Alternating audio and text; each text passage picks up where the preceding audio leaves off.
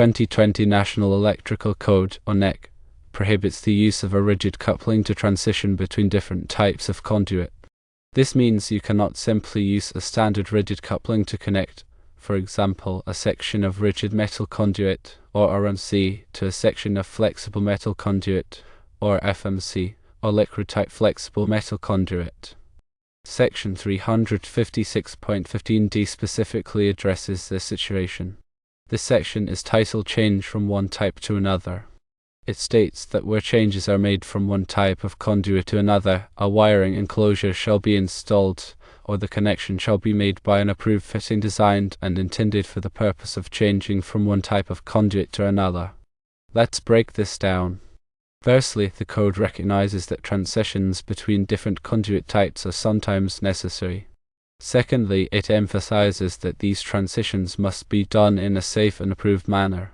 Thirdly, the code provides two acceptable methods for making these transitions. One option is to use a wiring enclosure. This could be a junction box, a pull box, or any other approved enclosure designed to house electrical connections. The conduit runs would terminate inside the enclosure, and the transition between the different conduit types would occur within the enclosure. The other option is to use an approved fitting that is specifically designed and intended for the purpose of changing from one type of conduit to another. This type of fitting is often referred to as a transition fitting. A connection box or a conduit body can serve as an approved fitting for changing between different types of conduit, provided they are appropriately listed and used according to their listing. However, a rigid coupling is not approved for this purpose. A rigid coupling is designed and listed for joining two sections of rigid conduit together. It is not designed or listed for transitioning between different types of conduit with differing physical properties. The reasoning behind this requirement is that different types of conduit possess different physical properties. For instance, rigid metal conduit, or RMC, is significantly more rigid than intermediate metal conduit, or IMC, or electrical metallic tubing, or IMT.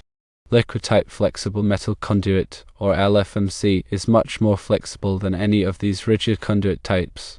Using a rigid coupling to directly connect two different types of conduit can create a weak point in the electrical system. This weak point can be susceptible to stress, vibration, and other environmental factors. Over time, this can lead to mechanical failure, which could then create a fire hazard or other safety risks. To further elaborate, consider the implications of using a rigid coupling to connect RMC to FMC. RMC is a heavy-gauge conduit that is designed to provide significant physical protection to the conductors inside. FMC, on the other hand, is a flexible conduit that is designed to allow for movement and bending. If you rigidly couple these two types of conduit together, you eliminate the flexibility that FMC is intended to provide. Furthermore, you create a stress point at the connection between the rigid coupling and the FMC. This stress point can be particularly problematic in situations where there is vibration or movement. The constant vibration or movement can cause the FMC to fatigue and eventually fail at the point where it is connected to the rigid coupling. This failure can then expose the conductors inside the conduit, creating a shock hazard or a fire hazard. In addition to the mechanical stress considerations, there are also grounding and bonding considerations. Different types of conduit have different grounding and bonding requirements. When you transition between different types of conduit, it is important to ensure that the grounding and bonding path is properly maintained. Using an unapproved fitting, such as a rigid coupling, can compromise the grounding and bonding path, which can increase the risk of electrical shock. To ensure compliance with the NEC and to maintain the safety and integrity of the electrical system, it is essential to use only approved methods and fittings for transitioning between different types of conduit. When transitioning from RMC, IMC, or EMT to FMC or liquid-type flexible metal conduit, or LFMC, use either a wiring enclosure, such as a junction box, or an approved fitting that is specifically designed and listed for this purpose. These transition fittings are designed to provide a secure and reliable connection between the different types of conduit, while also maintaining the necessary grounding and bonding path. Some examples of approved transition fittings include liquid-type connectors, combination couplings, and conduit hubs. Liquid-tight connectors are designed to provide a watertight seal when connecting liquid-tight conduit to a box or enclosure. Combination couplings are designed to connect different types of conduit together. Conduit hubs are designed to provide a secure connection between conduit and a box or enclosure, while also providing a grounding and bonding point. When selecting a transition fitting, be sure to choose one that is appropriate for the specific types of conduit being connected and that is listed by a recognized testing laboratory, such as Underwriters Laboratories or AL. Also, always follow the manufacturer's instructions when installing transition fittings. In summary, remember that the NEC prohibits the use of rigid couplings to transition between different types of conduit. When transitioning between different types of conduit, use either a wiring enclosure or an approved fitting that is specifically designed and listed for this purpose. This will ensure compliance with the NEC and will help to maintain the safety and integrity of the electrical system. Remember to consult with a qualified electrician or electrical inspector if you have any questions about conduit transitions or any other electrical wiring issues. The NEC is a complex and comprehensive document, and it is important to have a thorough understanding of the code requirements before performing any electrical work. Also, remember to always energize the circuit before working on any electrical equipment. This will help to prevent electrical shock. Electrical safety is paramount, and it is important to take all necessary precautions to protect yourself and others from electrical hazards. Furthermore, it is crucial to note that the specific requirements for conduit transitions may vary depending on the local electrical codes and regulations.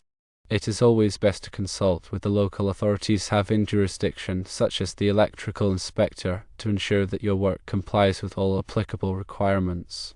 They can provide guidance on the specific requirements for your area and can help you to avoid costly mistakes.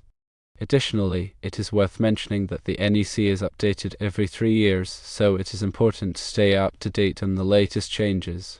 The latest edition of the NEC may contain new or revised requirements that could affect your work. You can obtain a copy of the NEC from the National Fire Protection Association, or NFPA, or from a local bookstore or online retailer. In addition to the NEC, there are also other industry standards and best practices that can provide valuable information on conduit transitions. These standards and best practices can help you to ensure that your work is done safely and correctly. Some examples of these standards and best practices include those published by the Institute of Electrical and Electronics Engineers, or IEE, and the National Electrical Contractors Association, or NECA. By following these standards and best practices, you can demonstrate your commitment to quality and safety. Let's consider some specific examples of conduit transitions and the appropriate methods for making those transitions. Firstly, if you need to transition from RMC to FMC, you could use a junction box with appropriate connectors for each type of conduit. The RMC would terminate in the junction box using a threaded connector, and the FMC would terminate in the junction box using a liquid-tight connector. The conductors would then be spliced or connected within the junction box. Secondly, if you need to transition from EMT to LFMC, you could use a combination coupling that is specifically designed for this purpose. The EMT would be inserted into one end of the coupling and secured with a set screw, and the LFMC would be inserted into the other end of the coupling and secured with a liquid-tight connector. Thirdly, if you need to transition from IMC to PVC, you could use a conduit hub that is designed to connect conduit to a box or enclosure. The IMC would be threaded into the hub, and the PVC would be glued into the hub using PVC cement. Remember to always use the appropriate type of connector or fitting for the specific types of conduit being connected. Using the wrong type of connector or fitting can compromise the integrity of the connection and can create a safety hazard. Also, remember to always tighten all connections properly. Loose connections can create a fire hazard. In addition to the physical connection of the conduit, it is also important to consider the grounding and bonding requirements. The grounding and bonding path must be continuous throughout the entire conduit system. This means that all metal conduit and metal enclosures must be properly grounded and bonded. The grounding and bonding requirements are specified in Article 250 of the NEC. Be sure to consult Article 250 for detailed information on grounding and bonding requirements. In some cases, it may be necessary to use a grounding bushing or a grounding locknut to ensure a proper grounding connection. A grounding bushing is a special type of bushing that is designed to provide a low impedance grounding path. A grounding locknut is a special type of locknut that is designed to provide a secure grounding connection. When installing grounding bushings or grounding locknuts, be sure to follow the manufacturer's instructions. It is also important to inspect the conduit system regularly for any signs of damage or deterioration. Damaged or deteriorated conduit can compromise the safety and integrity of the electrical system. If you find any damage or deterioration, be sure to repair or replace the affected components as soon as possible. In conclusion, remember that the NEC prohibits the use of rigid couplings to transition between different types of conduit. When transitioning between different types of conduit, use either a wiring enclosure or an approved fitting that is specifically designed and listed for this purpose.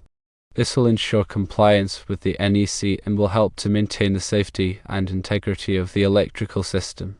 Remember to consult with a qualified electrician or electrical inspector if you have any questions about the conduit transitions or any other electrical wiring issues.